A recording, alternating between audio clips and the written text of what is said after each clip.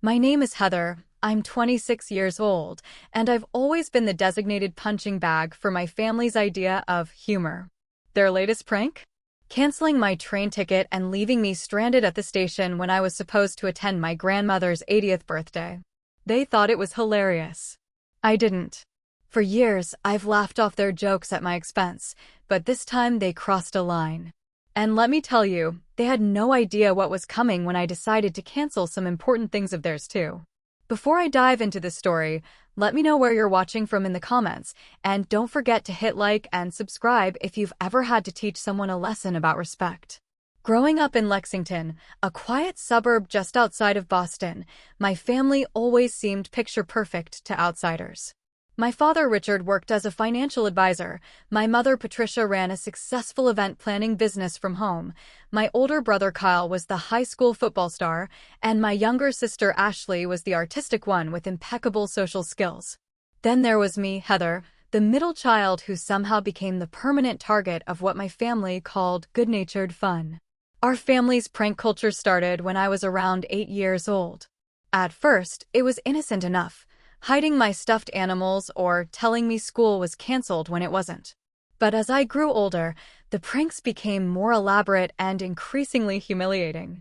When I was 16, I spent 3 weeks working on a history project about the Civil War. I'd created a detailed diorama, complete with hand-painted soldiers and a miniature battlefield. The night before it was due, I placed it on our dining room table so I wouldn't forget it in the morning. But when I came downstairs for breakfast, it was gone. I frantically searched the entire house while my parents and siblings watched me panic. After I'd worked myself into tears, Kyle revealed he'd hidden it in the attic. "Just wanted to see how you'd react," he laughed. I got to school late and my grades suffered. During my senior year of high school, I had an interview with an admissions officer from Boston University, my dream school. My mother assured me she'd noted the correct time, 3:30 p.m. I trusted her, only to arrive and discover the interview had been scheduled for 2 p.m. The admissions officer had already left. When I called home in tears, I heard muffled laughter in the background. "Oh, honey, did I tell you the wrong time?" "I could have sworn it was 3:30, my mother said, barely containing her giggles. I had to reschedule, and the admissions officer seemed unimpressed by my explanation. During my junior year of college, I studied abroad in France for a semester. When I returned home, I texted my family my arrival time, asking if someone could pick me up from Logan Airport. They all confirmed. After landing, exhausted from the 9-hour flight, I waited outside the terminal for 2 hours. Multiple calls went straight to voicemail. Finally, I spent $80 on a cab, only to arrive home and find my entire family watching a football game in the living room. "Oh, did we forget to pick you up?" my father asked with a smirk. "We thought your flight was tomorrow." Then there was the time they convinced me my car had been stolen. I'd parked it in our driveway the night before, but in the morning, it was gone. I immediately called the police to report it stolen. 20 minutes into providing information to the officer, Kyle drove my car back into the driveway, honking cheerfully. My family had simply moved it down the street while I was sleeping. The officer was not amused, and neither was I. Perhaps the most humiliating incident happened when I was 24. I was single and had mentioned wanting to try online dating. Without my knowledge, Ashley created a fake dating profile for me using unflattering photos and describing me as desperate, clumsy, and still living with her parents. I had my own apartment. She then shared the profile with the entire family, including screenshots of messages from confused men. They thought it was the funniest thing ever. I was mortified. After each prank, I tried to express how these jokes made me feel. "Guys, this isn't funny to me. It's actually really hurtful," I'd say, fighting back tears. "Don't be so sensitive," my father would respond, rolling his eyes. "It's just a joke, Heather. Learn to laugh at yourself," my mother would add. "This is why you're no fun," Kyle would chime in, while Ashley nodded in agreement. Despite everything, I managed to build a good life for myself. After graduating with a degree in marketing, I secured a position at a digital advertising agency in Boston. I moved into a small but comfortable apartment in Cambridge and made sure to establish some independence from my family. I visited them for holidays and occasional Sunday dinners, but maintained a safe, emotional distance. When my grandmother Margaret's 80th birthday approached, I knew I couldn't miss it. Unlike the rest of my family, Grandma Margaret had always been kind to me. She never participated in their pranks and often pulled me aside to ask if I was okay after particularly cruel jokes at my expense. She lived in Chicago, and the family had planned a big weekend celebration for her milestone birthday. "I can't wait to see you, dear," she told me over the phone. "It's been too long since we've had a proper visit." "I wouldn't miss it for the world, Grandma," I assured her. "I've already bought your gift. I think you're going to love it." I had indeed found the perfect gift, a vintage silver locket with space for family photos that I knew she'd treasure. It was expensive and non-refundable, but worth every penny to see her face when she opened it. For weeks, I coordinated with my family about arrival times and accommodations. Since I couldn't take enough time off work to drive to Chicago, and I've had a crippling fear of flying since witnessing a runway accident as a child, taking the train was my only option. "So you're taking the 8:30 a.m. Amtrak on Friday?" Carl texted me a week before the trip. "Yes, arrives in Chicago at 6:45 p.m., I confirmed. "Will you be there earlier?" "We're all flying in Thursday night. Mom wants everyone there to help set up on Friday morning," he replied. "I wish I could get there earlier, but this is the best I can do with my work schedule," I explained. "Whatever, just don't be late for dinner on Friday." "Grandma wants everyone there," he wrote back. The night before my departure, I called my best friend Jennifer. "I'm all packed, but I'm dreading this weekend," I admitted. "Because of your family?" Jennifer asked, though she already knew the answer. She'd witnessed the aftermath of their pranks for years. "Yes, for whole days with them. I'm just hoping they'll behave since it's Grandma's birthday." "They'd better," Jennifer said firmly. "But call me if anything happens, okay? Day or night." "I will," I promised, not knowing how soon I'd be taking her up on that offer. I double-checked my train tickets one more time, set up text alerts for any scheduled changes, and went to bed early. Despite my apprehension, I was determined to make this a good weekend for my grandmother's sake. The week leading up to my grandmother's birthday celebration was hectic. Between finishing projects at work and preparing for the trip, I barely had time to breathe.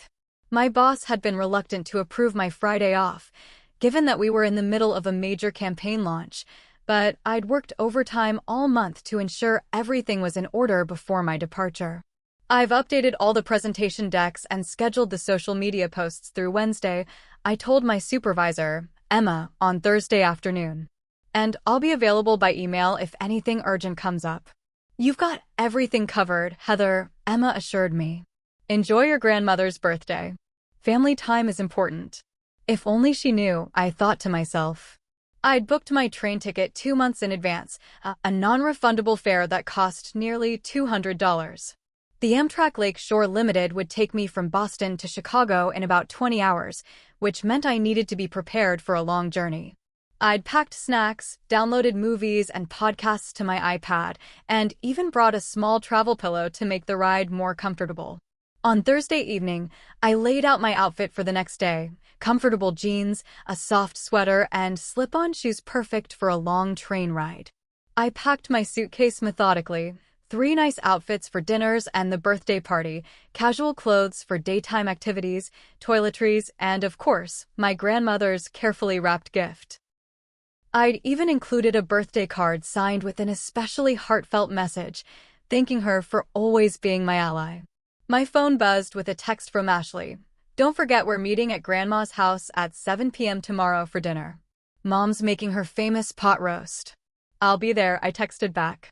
"My train gets in at 6:45, so I might be cutting it close. Save me a seat." "Will do," she replied. "Safe travels." The seemingly genuine well wishes gave me hope that perhaps this weekend would be different. Later that evening, my mother called to finalize details. "Heather, honey, are you all packed?" Patricia asked. "Just finished," I told her. "I've got everything ready for tomorrow morning." "And your train ticket? You have that all set?" "Yes, Mom. I've got the e-ticket on my phone, and I've printed a backup copy just in case. I've set alerts for any scheduled changes too." "Always so organized," she said, and I thought I detected an odd note in her voice. "Kyle will pick you up from Union Station." Just text when you're about to arrive. I will, I promised. I'm looking forward to seeing Grandma. She can't wait to see you too, dear. We all can't wait. After hanging up, I double-checked my Amtrak app one more time. The Lakeshore Limited was still scheduled to depart at 8:30 a.m., right on time. Satisfied that everything was in order, I set 2 alarms, one for 5 a.m. and another for 5:15 a.m., giving myself plenty of time to get ready and reach the station with ample time to spare. I called my grandmother before going to bed. I'm so excited to see you tomorrow, Grandma, I told her. Me too, sweetheart, she replied, her voice warm. It means the world that everyone's coming. Especially you, I know how much you hate flying. I wouldn't miss it, I assured her. I've got a special gift for you. Oh, honey, just having you here is gift enough. You know you've always been my special girl. Her words touched me deeply. Throughout my life, Grandma Margaret had been the one person in the family who truly saw me, who defended me when others were being cruel. During one particularly nasty prank when I was 13, my family had pretended to leave for a weekend trip without me. It was Grandma who had called to check on me and then lectured my parents about their behavior. Get some rest now, she continued. It's a long train ride tomorrow. I will, Grandma. See you tomorrow evening. Love you. Love you too, sweet girl. I hung up feeling a rare sense of excitement about the family gathering. At least Grandma would be there, my buffer, my ally. Before turning in, I texted Jennifer to confirm our post-trip brunch date for the following Wednesday. I'll need to vent about everything by then, I joked. I'll bring the mimosas, she promised. But try to have some fun too, okay? I'll do my best, I replied, setting my phone on the nightstand and turning out the light. As I drifted off to sleep, I had no idea that my family was already exchanging messages in a group chat that didn't include me, finalizing details for what they considered would be their greatest prank yet. My alarm blared at 5 a.m., and for once, I didn't hit snooze. I'd slept fitfully, plagued by anxiety dreams about missing my train. After a quick shower, I double-checked my suitcase one final time, adding my phone charger and a paperback novel I'd been saving for the journey. By 6:15 a.m., I was ready to go. I ordered an Uber, which arrived promptly at 6:30. The driver, a friendly middle-aged man named Marcus, helped me load my suitcase into the trunk. Where are you headed today? He asked as we pulled away from my apartment building. Chicago, via Amtrak, I replied. Family reunion for my grandmother's birthday. That sounds nice, Marcus said. I love taking the train. So much more civilized than flying, don't you think? You get to see the country roll by, stretch your legs whenever you want. Exactly, I agreed, relieved he hadn't asked why I wasn't flying like most people would. It's a long journey, but worth it. We chatted amiably for the remainder of the ride. Traffic was light at that early hour, and we reached South Station by 7 a.m., a full 90 minutes before my scheduled departure. Have a wonderful trip, Marcus said as he helped me retrieve my luggage. And happy birthday to your grandmother. I thanked him and wheeled my suitcase into the station, feeling oddly optimistic. The station was already bustling with commuters and travelers. I stopped at a cafe to buy a large coffee and a muffin, then made my way to the Amtrak waiting area. At 7:45 a.m., I approached the departure board to check for any updates on my train. I scanned the list of departures once, then again, my heart beginning to race when I couldn't find the Lakeshore Limited among them. Pulling out my phone, I opened the Amtrak app and froze when I saw the status next to my booking, canceled. This had to be a mistake. I'd checked the status just last night. There had been no alerts, no emails, no notifications about any cancellation. With trembling hands, I approached the customer service counter, where a bored-looking agent named Brian was typing on his computer. Excuse me, I said, trying to keep my voice steady. My train seems to have been canceled, but I didn't receive any notification. The Lakeshore Limited to Chicago. Brian tapped at his keyboard. Name? Heather Mitchell. More typing. Then he frowned. Yes, I see your booking here. It was canceled at 5:23 a.m. today. What? I didn't cancel it. Well, someone did, Brian said, turning his screen toward me. It says here the cancellation was made through the app, using your account. That's impossible, I insisted. I've been asleep until 5 a.m., and I certainly didn't cancel my ticket after waking up. Is there any way to reinstate it? Brian shook his head. I'm sorry, but that train is fully booked now. And since the cancellation was made through your account, it's considered a customer action, not a service disruption. The refund policy would apply based on your fare class. But my ticket was non-refundable, I said, my voice rising in panic. Are you saying I've lost both my seat and my money? Let me check something, Brian said, typing again. It looks like the refund was processed to the original payment method. You should see the money back in your account, minus the cancellation fee. I was beyond confused. Why would someone hack my account just to cancel my ticket and process a refund? It made no sense. Then my phone rang. Kyle's name flashed on the screen. Kyle, I answered frantically. Something's wrong. My train ticket has been canceled, and I don't know. His laughter cut me off. Loud, unapologetic laughter that made my blood run cold. Oh man, you should hear yourself right now, he howled. Hold on, let me put you on speaker. Everyone wants to hear this. Suddenly, I could hear multiple voices in the background, my parents and Ashley all laughing. What's going on? I demanded, though deep down I already knew. Surprise, they all shouted in unison. We got you good this time, didn't we? My father chimed in, sounding immensely pleased with himself. I don't understand, I said, though the horrible truth was dawning on me. Did you cancel my train ticket?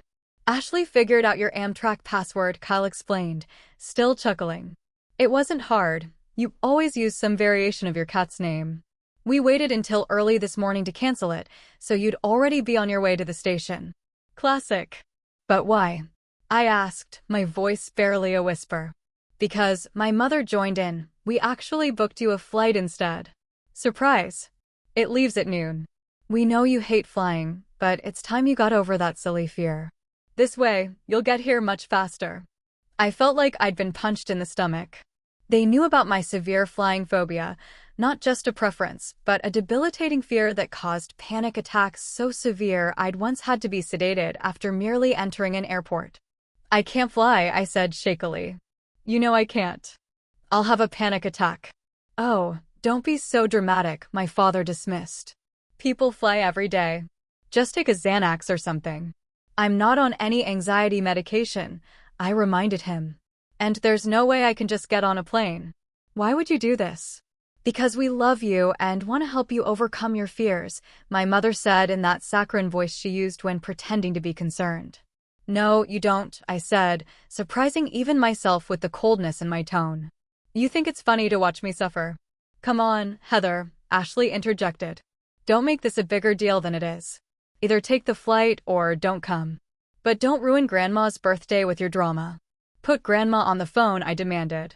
She's out with Aunt Susan getting her hair done for the party, Kyle replied. Look, the flight information has been emailed to you. Man up and get on the plane, or explain to Grandma yourself why you're missing her birthday. The call ended, leaving me standing in the middle of South Station, clutching my phone, utterly stranded. Tears of frustration burned in my eyes as I checked my email.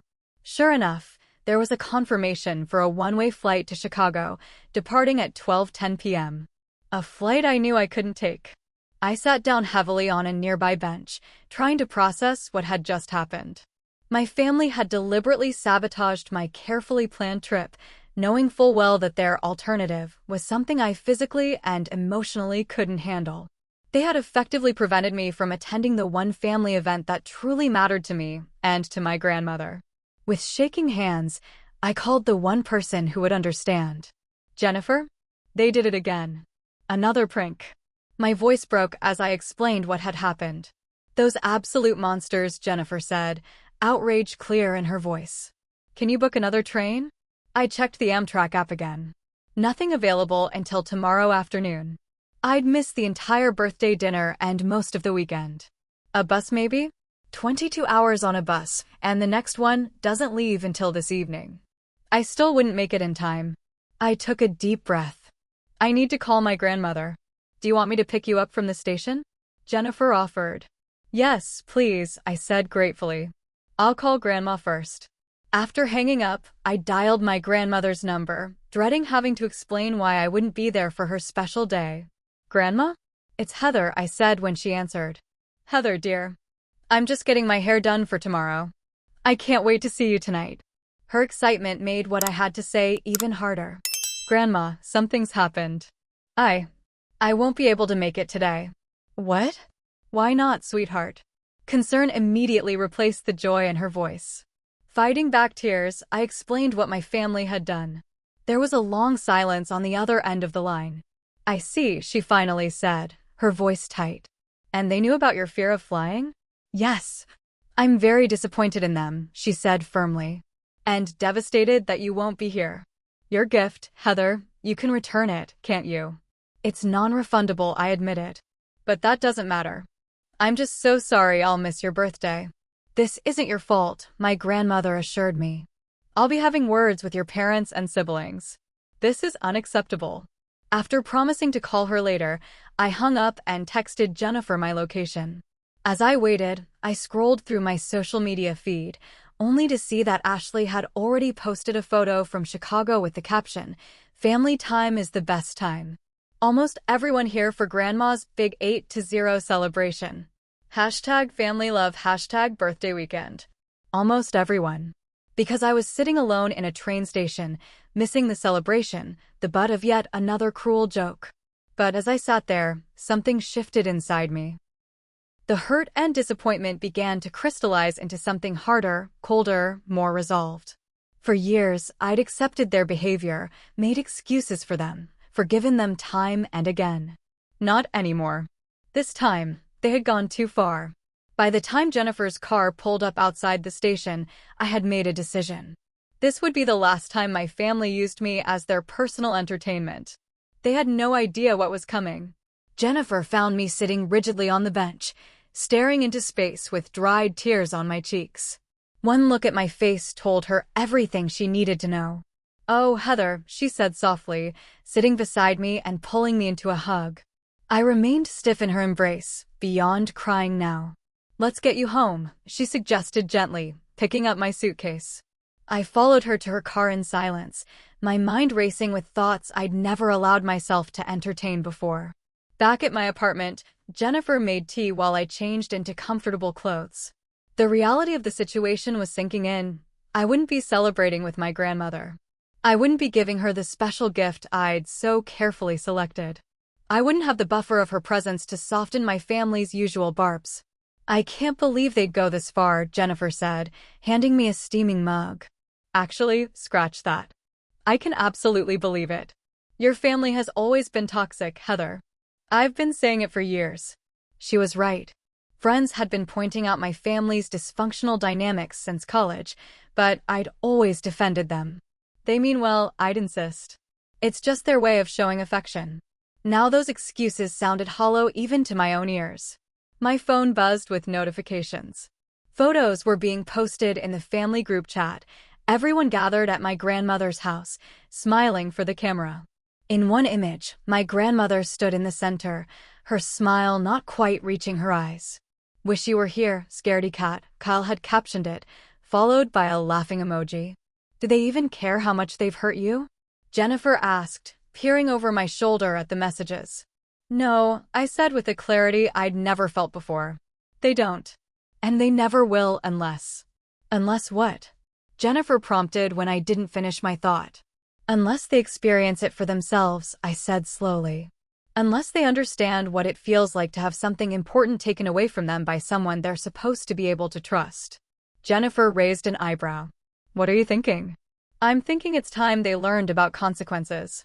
I reached for my laptop. "And I'm the only one who can teach them." For the next few hours, I researched each family member's upcoming schedule, using social media posts, conversations we'd had, and my knowledge of their routines. I created a spreadsheet, methodically noting important events, appointments, and plans each of them had over the coming weeks. My father, Richard, was scheduled to play in an important golf tournament the following weekend, the club championship he'd been practicing for all year. He'd been a member of the Lexington Country Club for over 20 years and served on their board of directors. Kyle had recently been promoted at his tech company and was leading a major project presentation on Tuesday. He'd mentioned being nervous about impressing the new CEO. Ashley was planning a surprise party for her boyfriend Mark's 30th birthday next Saturday. She'd been organizing it for months, coordinating with his friends and family in secret.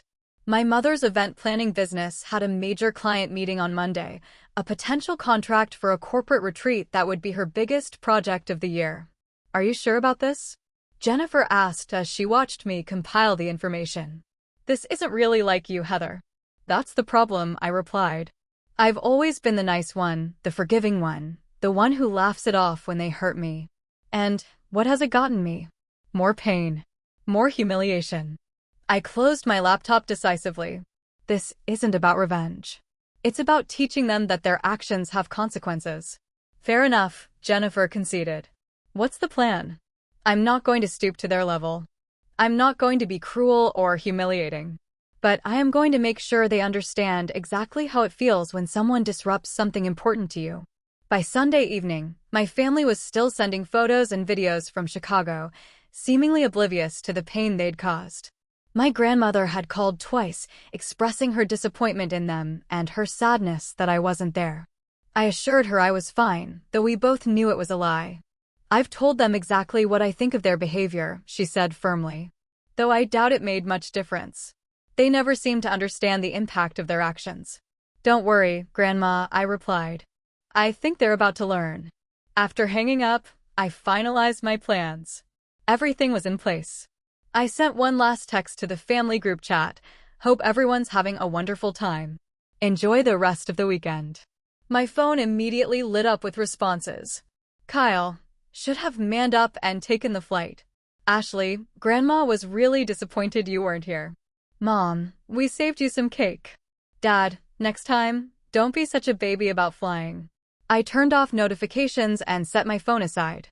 There would be no more communication until my plan was in motion. As I prepared for bed that night, a strange calm had settled over me. For the first time in my life, I wasn't going to just take their abuse. I was going to stand up for myself in a way they'd never forget. Monday morning, I called in sick to work, something I rarely did. I needed a day to prepare mentally for what I was about to do. Jennifer stopped by during her lunch break to check on me. "You look different," she observed. "More determined." "I am," I confirmed. "I've spent my whole life letting them walk all over me. Not anymore." "Just remember, this is about setting boundaries, not becoming like them," she cautioned. "I know exactly what this is about," I assured her. "And exactly what I'm doing." After she left, I opened my spreadsheet one final time, reviewing the timeline I'd created. My father's golf tournament would be first, followed by my mother's client meeting, then Kyle's presentation, and finally Ashley's surprise party for Mark. Over the next week, they would each learn what it felt like to have something important taken away by someone they trusted. The lesson would be painful, but necessary. As I closed my laptop, my phone buzzed with a text from Kyle. "Hey sis, we're heading home tomorrow. Grandma keeps saying she wishes you were here. Maybe next time don't let your stupid phobia ruin everything." I didn't respond. There would be plenty of time for communication later, once they understood exactly what it felt like to be on the receiving end of a prank that wasn't funny at all. Wednesday morning arrived with a sense of purpose I hadn't felt in years. My family had returned from Chicago the previous day, and from their social media posts, it seemed they'd already forgotten about leaving me stranded at the train station. Life had simply moved on for them, as it always did after their pranks, while I was left dealing with the emotional fallout. Not this time. I started with my father's golf club membership. Richard had been a member of Lexington Country Club for over 2 decades and was currently serving his 3rd term on their board. The annual club championship was scheduled for this weekend, and he'd been practicing for months, determined to finally beat his longtime rival, Walter Stevens. Using the password recovery option on the club's website, his password was predictably Golf 1965. I accessed his membership account. For a moment, my finger hovered over the cancel membership button. Was I really going to do this? Then I remembered sitting alone in that train station, the crushing feeling of betrayal, and clicked decisively. A confirmation message appeared. "We're sorry to see you go, Richard Mitchell. Your membership cancellation has been processed. As per club bylaws, all tournament registrations will be automatically withdrawn." A confirmation email has been sent to your registered address. I closed the laptop, took a deep breath, and waited. At precisely 9:37 a.m., my phone rang. My father's name flashed on the screen. "Hello," I answered calmly. "Heather, thank God," he sounded frantic. "Something's happened with my golf club membership. I just got an email saying it's been canceled, which is obviously some kind of mistake. I can't get through to anyone at the club, and the championship is this weekend. I need you to help me sort this out." "It's not a mistake," I said evenly. There was a long pause. "What do you mean, it's not a mistake?" His voice had dropped dangerously low. "I canceled your membership, Dad." "You what?" he exploded. "Why would you? How did you? What gives you the right to?" "Actions have consequences," I interrupted. "You canceled something important to me, so I canceled something important to you. This is about the train ticket." He sounded incredulous. "For God's sake, Heather, that was just a joke. This is my golf membership. I'm on the board. The championship is this weekend. And my grandmother's 80th birthday was last weekend," I replied. "An event I missed because of your joke. This is completely different. Do you have any idea how this makes me look? 20 years of membership, down the drain." "Actually," I continued in the same calm voice, "you can reinstate your membership on Monday. You'll have to pay a new initiation fee, of course, and you'll miss the championship, but your standing will be restored." "I'm not completely heartless." "This is insane," he sputtered. "You've completely lost your mind." "I'm your father." "Yes, you are. And fathers are supposed to protect their children, not humiliate them. Consider this a lesson in empathy, Dad. Now you know how it feels when someone takes away something you care about." I ended the call as he continued to rage. Within minutes, my phone was flooded with messages from my mother and siblings. I ignored them all. This was just phase 1. Thursday morning, I moved on to phase 2, my mother's important client meeting. Patricia had been pursuing this particular client, a tech company planning their annual corporate retreat, for months. Landing this contract would be a significant boost to her event planning business. Using the email address I knew she used for business correspondence, I requested a password reset for her scheduling software. Once inside her account, I located the appointment with TechVision Enterprises scheduled for 2 p.m. that day and canceled it. Then, using information from her client database, I composed an email to the TechVision representative. "Dear Ms. Reynolds, due to unforeseen circumstances, I am unable to present my proposal for your corporate retreat today. I've taken the liberty of researching alternative event planners in the area and highly recommend Stellar Events, contact information attached. They have an excellent reputation and more experience with technology sector retreats. Thank you for your understanding. Best regards, Patricia Mitchell." I attached the contact information for my mother's biggest competitor, then hit send. By 10:30 a.m., my mother was calling. "What have you done?" she demanded without preamble when I answered. "Hello to you too, Mom," I replied. "Don't you hello me," she hissed. TechVision just confirmed they've scheduled a meeting with Stellar Events. They received an email from my account recommending my competitor. This contract was worth thousands, Heather. Thousands. How unfortunate, I said. Almost as unfortunate as missing your grandmother's 80th birthday because someone canceled my train ticket. Are you serious? This is about that stupid prank. Her voice rose an octave. We bought you a plane ticket. You chose not to use it. You know I can't fly, Mom. You've known that since I was 12. You deliberately ensured I couldn't be there. This is different. This is my business, my reputation. And that was my relationship with Grandma. She was devastated I wasn't there. "I cannot believe you would do this to your own mother," she said, her voice breaking. For a moment, I almost felt guilty, until I remembered all the times I'd cried because of their pranks, all the times they'd laughed at my pain. Actions have consequences, I repeated my new mantra. Maybe next time you'll think twice before treating me like a punching bag for your amusement. I hung up, steeling myself against the pang of remorse. 2 down, 2 to go. Friday was Kyle's turn. His big presentation to the new CEO was scheduled for 11 a.m. At 9:30, I sent an email from his work account to his boss, Stephen Powell. "Stephen, after careful consideration, I need to disclose that I've been using company resources to work on a personal side project during business hours. The presentation scheduled for today contains elements of this project, which represents a conflict of interest. I believe it would be unethical to proceed without full transparency. Sincerely, Kyle Mitchell. Kyle called me at 9:47, his voice a furious whisper. What the actual hell, Heather? My boss just pulled me into his office about some email I supposedly sent him. I'm on probation pending an investigation. They're questioning my entire project now. Actions have consequences, Kyle, I said for the third time that week. Is this about the train? He demanded. Are you kidding me? You're messing with my career over a harmless joke. Harmless to whom? Not to me. Not to Grandma. And I'm not messing with your career. You'll be fine. Your project is good, and you didn't actually misuse company resources. They'll figure that out. But you will miss your big moment with the CEO, just like I missed Grandma's birthday. You're insane, he spat. Completely insane. No, I'm just done being your victim, I replied before ending the call. Saturday was Ashley's turn.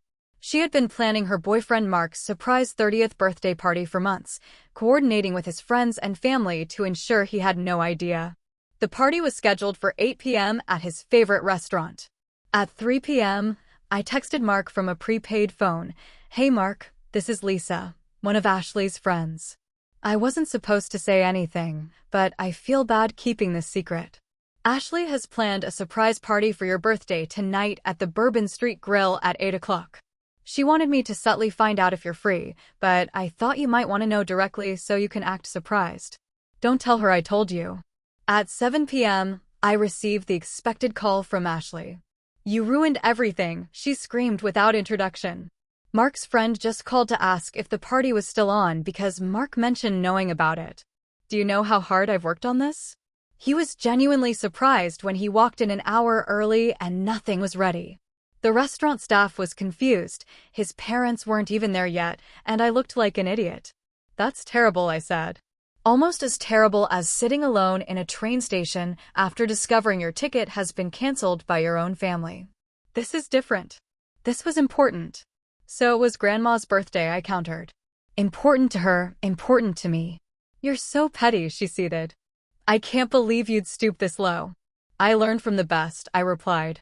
You all taught me exactly how to hurt the people who are supposed to love you. After ending the call with Ashley, I sent one final message to the family group chat. It was a screenshot of an Amtrak ticket confirmation with the simple caption, "Oops, did I cancel something important to you?" How strange. The group chat exploded with angry messages, accusations, and threats. I muted the conversation and turned off my phone. Phase 1 of my plan was complete. Now I would wait for them to realize that this wasn't just about getting even, it was about making them understand, truly understand, how their behavior affected me. For the first time in days, I slept peacefully, knowing I had finally stood up for myself. Sunday morning dawned bright and clear, a stark contrast to the storm I knew was brewing in my family.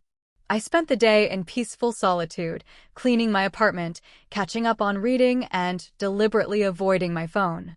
By evening, I felt centered and ready for whatever came next. That whatever arrived at 6:37 p.m. in the form of aggressive knocking on my apartment door. I peered through the peephole to see all 4 family members standing in the hallway, their faces varying masks of anger and indignation. Taking a deep breath, I opened the door. Well, if it isn't the Mitchell family comedy troupe, I said calmly. To what do I owe this unexpected visit? Don't play cute, my father snapped, pushing past me into my living room. The others followed, my mother clutching her designer purse like a shield, Kyle with his arms crossed defensively, and Ashley glaring at me with red-rimmed eyes. Please, come in, I said sarcastically, closing the door behind them. What the hell is wrong with you? Kyle demanded. You've completely lost your mind. Actually, I think I finally found it, I countered, maintaining my composure. Would anyone like some tea while we chat? Tea, my mother echoed incredulously. We're not here for a social call, Heather. We're here because you've been systematically sabotaging each of us over some silly prank. Silly prank, I repeated, nodding thoughtfully. That's interesting. When you cancel my train ticket and leave me stranded, it's a silly prank. But when I cancel things important to you, it's sabotage. This is completely different, my father insisted, his face flushing. Do you have any idea what you've done? I had to pay a $2,000 reinstatement fee to the golf club, and I missed the championship. 20 years I've been working toward that trophy. And I had to grovel to TechVision, my mother added. They've agreed to meet with me next week, but the damage to my professional reputation is incalculable. My own daughter recommending a competitor. My boss still thinks I might be embezzling company resources, Cal chimed in. I've been taken off the project I've been leading for 6 months. 6 months of work, potentially down the drain. And Mark's surprise was completely ruined. Ashley finished, her voice cracking. His parents were so confused. The restaurant staff thought I was crazy, and now all our friends are texting asking what happened. I waited until they had all finished venting, then calmly sat down in my reading chair. I understand you're upset, I said.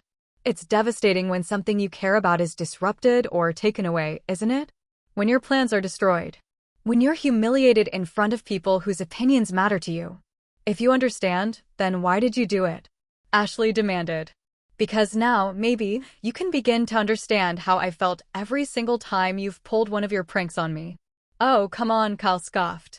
Those were just jokes. Were they? Let's review, shall we? I leaned forward. When I was 16, you hid my history project the night before it was due. I got a C- because I was late submitting it, which affected my GPA when applying to colleges. That was, my father began, but I cut him off. When I had my BU interview, Mom gave me the wrong time. I missed meeting the admissions officer and had to reschedule. He clearly thought I was irresponsible, and my dream school waitlisted me. I didn't think, my mother started.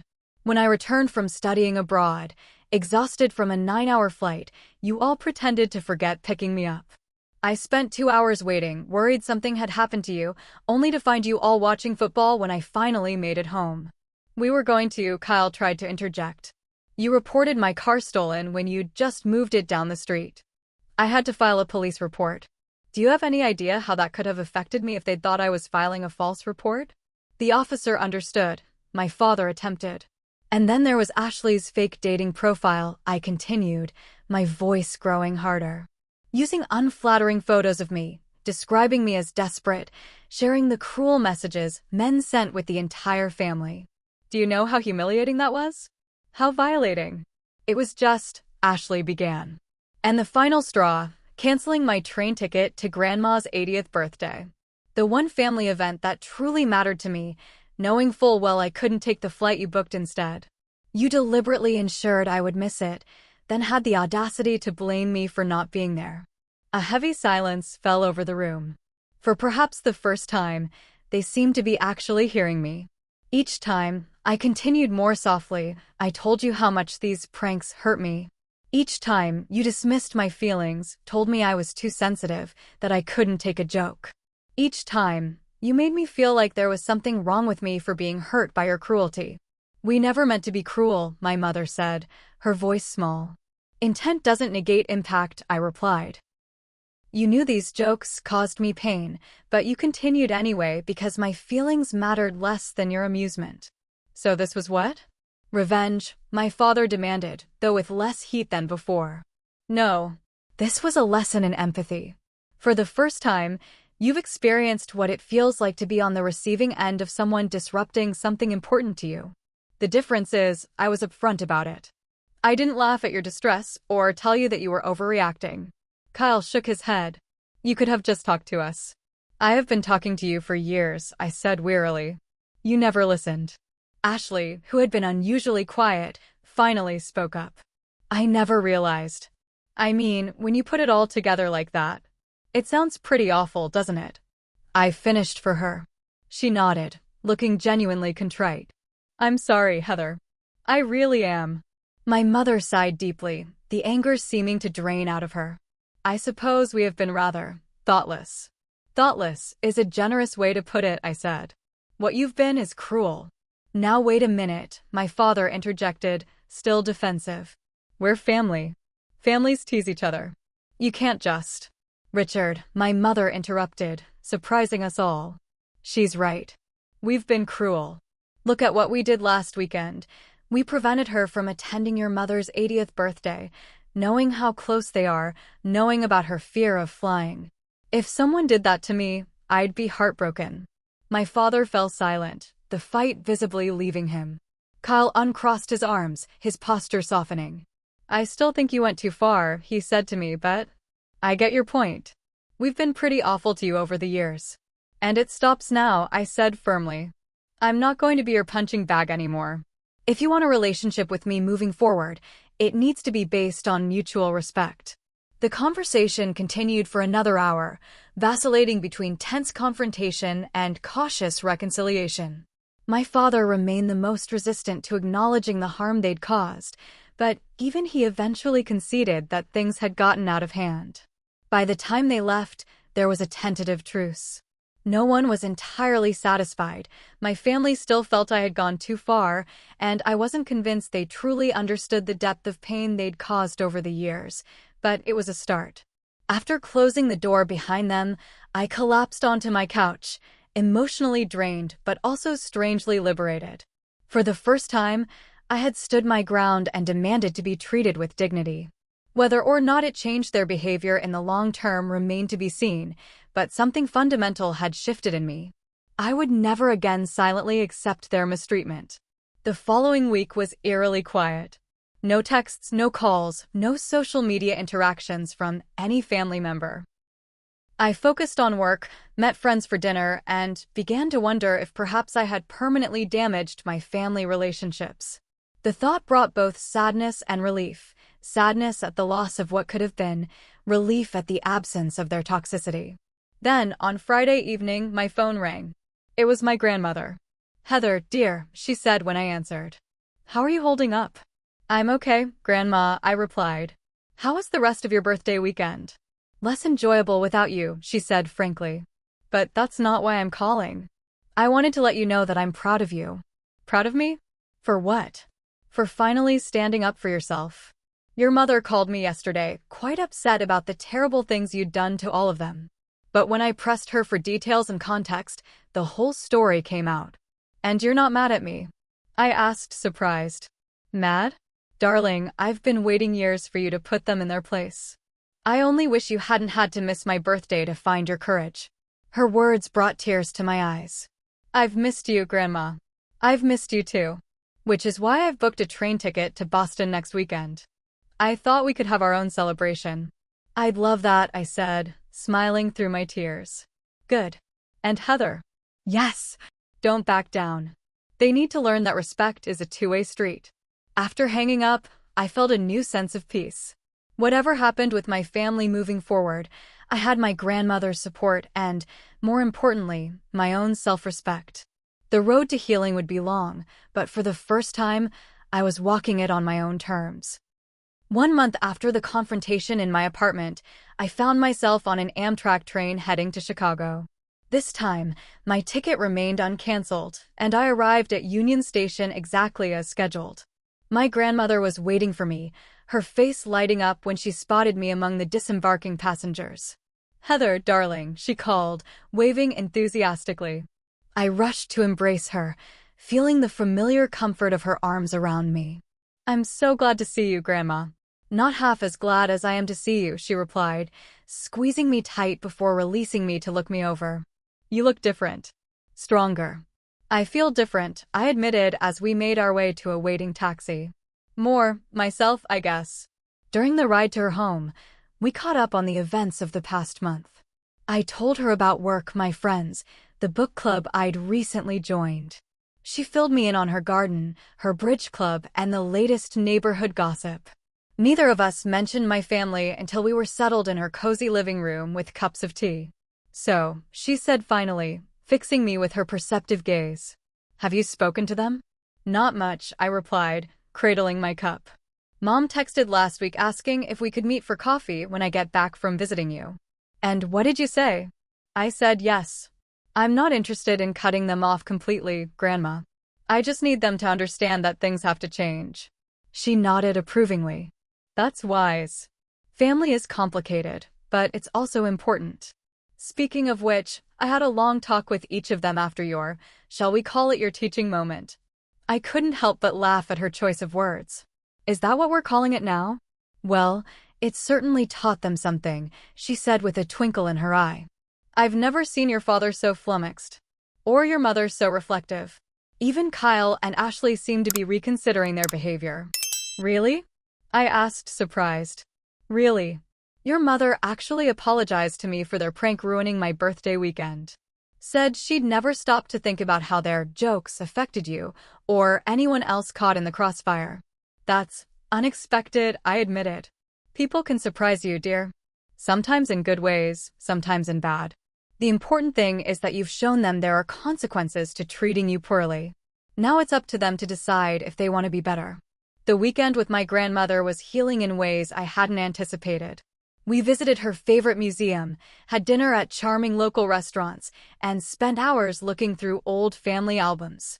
She shared stories about my father as a child, some of which helped me understand his behavior, though not excuse it. We watched classic movies, worked on a jigsaw puzzle, and simply enjoyed each other's company without the tension that usually accompanied family gatherings.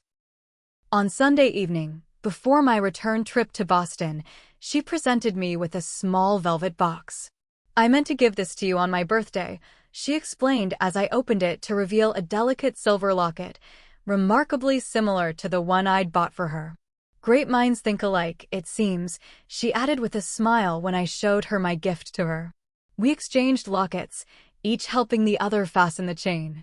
Hers now contained tiny photos of us together, as did mine. Whenever things get difficult with the family, she said, touching the locket now around my neck, remember that you always have me in your corner. Back in Boston, I steeled myself for the coffee meeting with my mother. We agreed to meet at a neutral location, a cafe halfway between our homes. I arrived early, ordered a latte, and waited, trying to quell my anxiety. When Patricia walked in, I was struck by how uncertain she looked, so different from her usual confident demeanor. She spotted me and approached cautiously, as if afraid I might execute another one of my pranks. "Hello, Heather," she said, setting down her purse and sliding into the seat across from me. "Hi, Mom," I replied, pushing a menu toward her. "I ordered you a cappuccino. Still your favorite, right?" She looked surprised at the gesture. "Yes, thank you." An awkward silence fell between us until our drinks arrived. Finally, she took a deep breath and met my gaze directly. "I've been doing a lot of thinking," she began. "About what you said, about how our pranks have affected you over the years." I nodded but remained silent, waiting for her to continue. "We never saw it as bullying. But looking back, I can see how it must have seemed that way to you. Especially since you were always the target." "It felt cruel," I said simply. "Even when I told you it was hurting me, you all dismissed my feelings." "I know," she admitted, looking down at her coffee. "And I'm sorry, Heather. Truly sorry. What you did to us. Canceling Richard's golf membership, my client meeting, Kyle's presentation, Ashley's surprise party, it was a wake-up call. It made us feel exactly what we've been making you feel for years." "That was the point," I said. "I needed you to understand." "We do now," she said. "Or at least, I do. Your father is still processing. You know how stubborn he can be." I couldn't help but smile a little at that. Where do you think I get it from? The tension between us eased slightly as we shared a small laugh. "I've talked to Kyle and Ashley too," she continued. "They're still a bit angry, but they're coming around. We all realize we've been unkind." "That's putting it mildly," I said, but without bitterness. "Fair enough. The point is, we want to do better. To be better. If you're willing to give us another chance." I considered her words carefully before responding. "I'm willing to try, Mom. But things have to be different. No more pranks, at least not the kind that cause real pain or disruption. No more dismissing my feelings when I tell you something is hurtful. And no more making me the designated family punching bag." "Agreed," she said quickly. "All of it." We spent the next hour talking more openly than we had in years. She shared her own insecurities, her tendency to use humor as a defense mechanism, her regret that she'd allowed a family dynamic to develop where my feelings were consistently disregarded. I shared more about how their behavior had affected my self-esteem, my relationships, my ability to trust others. It wasn't a miraculous healing of all wounds, but it was a start. Over the next few weeks, similar conversations followed with the rest of my family. Kyle called to acknowledge that their pranks had crossed the line from playful to harmful. Ashley invited me to lunch and admitted that seeing me stand up for myself had made her reconsider how she treated others. My father remained the most resistant, sending a terse text that read only, "Your mother says we need to talk." Dinner Sunday? That Sunday dinner was tense but necessary. Richard struggled to admit any wrongdoing, framing everything as just having fun and suggesting I was too sensitive. But when my mother, Kyle, and even Ashley pushed back, pointing out specific instances where their pranks had caused real harm, he finally fell silent. "I never thought of it that way," he admitted grudgingly. "I just thought, that's what families do. My brothers and I were always pranking each other growing up." "But did they only prank you?" I asked. "Or was it evenly distributed?" He considered this. "We took turns, I guess. No one was singled out." "That's the difference, Dad." I was always the target, never included in the joke. Something shifted in his expression then, a dawning realization that perhaps, just perhaps, they had been in the wrong. The healing process was slow and sometimes painful. There were setbacks, moments when old patterns threatened to resurface, when a thoughtless comment would trigger old wounds. But there was also progress. A family dinner where no one was humiliated for others' amusement. A birthday celebration where the only surprises were thoughtful gifts. A group text exchange that contained genuine support rather than mockery. 6 months after the train ticket incident, my family gathered at my apartment for dinner, the first time I'd hosted them since our confrontation. The atmosphere was different, more respectful, more considerate. When Kyle made a joke at my expense, he immediately caught himself. "Sorry, that was out of line." "It's okay," I said, appreciating his awareness. Some teasing between siblings is normal. It's when it becomes one-sided or cruel that it's a problem. After dinner, as we sat in my living room with coffee and dessert, my mother raised her cup in a toast. "To Heather," she said, "for having the courage to teach us a valuable lesson about respect."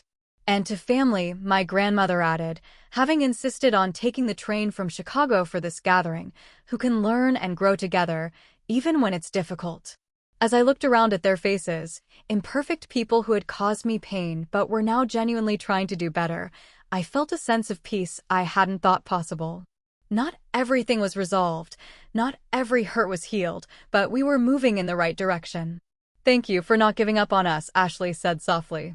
"Thank you for finally seeing me," I replied.